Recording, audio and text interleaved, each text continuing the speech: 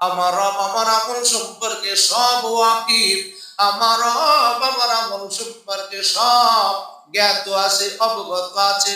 এ বান্দা এমন ভাবে নামাজ পড়ো, এমন ভাবে রোজা রাখো, এমন ভাবে হজ করো, এমন ভাবে যাকাত বান্দা তুমি দাও।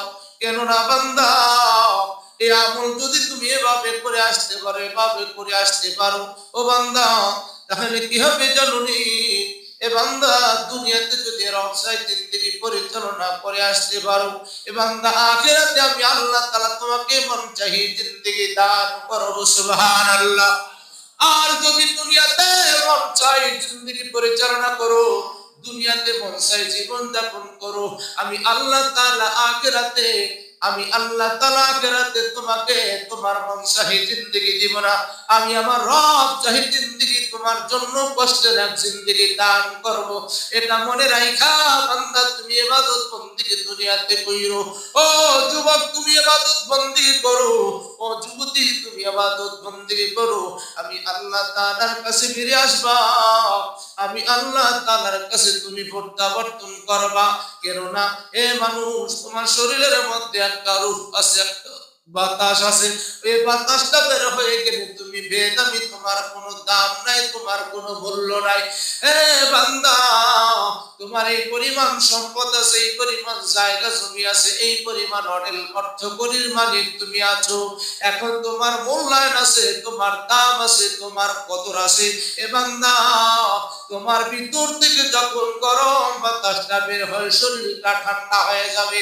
যখন তোমার প্রাণ পাখি শরীর থেকে বের হয়ে যাবে, এ বান্দা, যেই জাজিমটা ঘুমাইতা, এই খাটের মধ্যে ঘুমাইতা, কোটি টাকার রুম সুন্দর করে সাজানো পরিপাটির মধ্যে তুমি থাকতা, তোমার পানি সারা ঘুম করাইয়া রাখবে। এ তোমার পিঠের নিচে একটা বিছানাও দিবে না, তোমাকে বালিশও দিবে না। এ বান্দা, তোমার মূল্য থাকবে না, তোমার দাম থাকবে না তোমার বিবির কাছে, তোমার দাম থাকবে না তোমার ছেলের কাছে, তোমার মর্যাদা থাকবে না তোমার মেয়ের কাছে, তোমার দাম কত থাকবে না তোমার স্ত্রীর কাছে।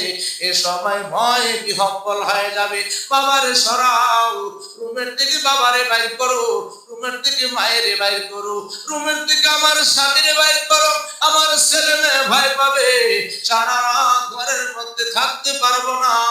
আমার স্বামীরে বের করো, আমার ভাইকে বের করো, আমার বাবারে বের করো। তাকে একটা লোক 1000 টাকা দিয়ে পাহারাদারি সারা রাত পাহারা দেবে। ওই যে ব্যালকনির মধ্যে রাখো, ওই যে বিল্ডিং এর নিচের মধ্যে রাখো, ওই যে বিল্ডিং এর নিচে এক রুমের মধ্যে রাইখা দাও। আমাদের রুমে জায়গা নাই, আমার ছেলে মেয়ে ভয় পাবে, বাড়িওয়ালারা ভয় পাবে, নাতি নাতনিরা ভয় পাবে।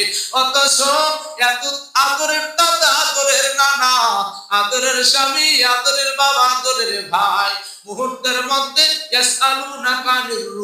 রুহটা যখন বের হয়ে গেছে, এখন এটা বেদামি হয়ে গেছে। স্বামীও চোখে দেখতে পারে না, স্ত্রীও দেখতে পারে না, ছেলে মেয়েও দেখতে পারে না, স্ত্রীও স্বামীর চেহারা পর্যন্ত দেখতে পারে না, ভয় ভয় মারা যাবে, মারা গেছে।